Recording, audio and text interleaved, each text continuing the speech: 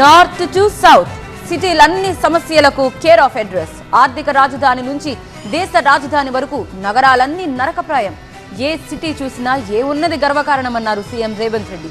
కానీ హైదరాబాద్ నగరాన్ని మాత్రం అందరూ గర్వపడేలా తీర్చిదిద్దుతానన్నారు.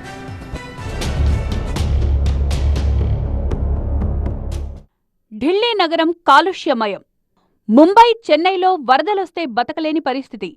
బెంగళూరు బాబోయ్ ట్రాఫిక్ జామ్.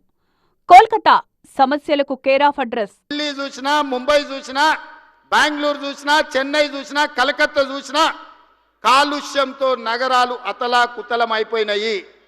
ఇవాళ టీవీలు, పేపర్లు చూస్తే అక్కడ నివసించలేని పరిస్థితి ఉంది. ఆల్రెడీ స్కూల్స్కు హాలిడేస్ ఇచ్చిండ్రు.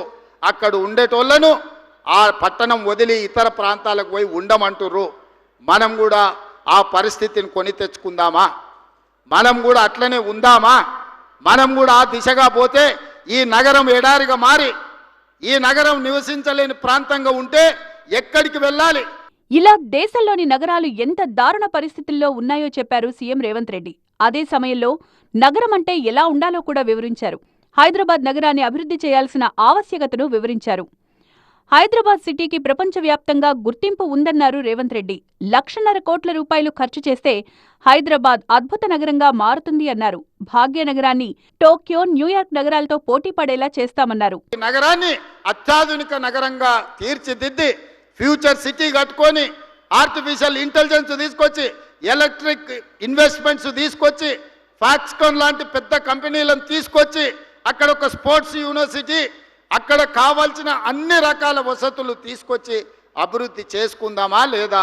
ఎయిర్పోర్టు నుంచి ఫ్యూచర్ సిటీకి మెట్రో రైలు నిర్మించుకుందామా లేదా? ఒక్కసారి ఆలోచన చేయండి మిత్రులారా. హైదరాబాద్ అభివృద్ధిపై డిప్యూటీ సీఎం భట్టి విక్రమార్క నేతృత్వంలో మంత్రివర్గ ఉపసంఘం ఏర్పాటు చేస్తున్నామన్నారు. మంత్రులు శ్రీధర్ బాబు, పొన్నం ప్రభాకర్ ఈ సబ్ కమిటీలో సభ్యులుగా ఉంటారన్నారు. హైదరాబాద్ అభివృద్ధికి బీఆర్ఎస్, బీజేపీ ప్రణాళికలు ఇవ్వాలన్నారు. కేబినెట్ సబ్ కమిటీకి ప్రతిపాదనలు, సూచనలు చేయాలన్నారు. మీరు ఏం పాలసీ నగరాన్ని అభివృద్ధి చేయడానికి తెలంగాణ నిధులకు తీసుకొస్తారో అఖిలపక్ష సమావేశాన్ని ఈ వేదిక మీద నుంచి మా ఉప ముఖ్యమంత్రి గారిని నేను రిక్వెస్ట్ చేస్తున్నా. మిమ్మల్ని అఫీషియల్లీ క్యాబినెట్ సబ్ కమిటీ కింద, క్యాబినెట్ సబ్ కమిటీ మినిస్టర్స్గా వీరి ముగ్గురిని నేను నియమిస్తున్న ఈ వేదిక మీద నుంచి నేను ఆదేశాలు ఇస్తున్నా చీఫ్ సెక్రటరీ గారికి. తక్షణమే ఈ ఆర్డర్ రిలీజ్ చేయండి. వారు అఖిలపక్ష సమావేశాన్ని ఏర్పాటు చేస్తారు. మొదట బీజేపీ వాళ్ళు వాళ్ళ ప్రతిపాదన దేండి, తర్వాత బీఆర్ఎస్ వాళ్ళు దేండి. హైదరాబాద్ ను విశ్వనగరంగా తీర్చిదిద్దడమే లక్ష్యంగా రోజుకు 18 గంటలు పనిచేస్తామన్నారు ముఖ్యమంత్రి. ఆ ప్రణాళికలతోని అంతర్జాతీయ నగరంగా తీర్చిదిద్దే బాధ్యత, విశ్వ నగరంగా రాణింపజేసే విధంగా రాబోయే రోజుల్లో అంతర్జాతీయ పెట్టుబడులు తీసుకొచ్చి ఈ నగరాన్ని అద్భుతంగా తీర్చిదిద్దడానికి రోజుకు 18 గంటలు పనిచేసే బాధ్యత మేమందరం తీసుకుంటామని చెప్పి. ప్రపంచంలోని అంతర్జాతీయ నగరాలకు ధీటుగా 40 నుంచి 50,000 ఎకరాల్లో ఫ్యూచర్ సిటీ నిర్మిస్తామన్నారు రేవంత్ రెడ్డి. రీజనల్ రింగ్ రోడ్లు, ఎస్టీపీలు, ఫ్లైఓవర్లు నిర్మించడంతో పాటు నాలాల అభివృద్ధికి చర్యలు తీసుకుంటున్నామన్నారు.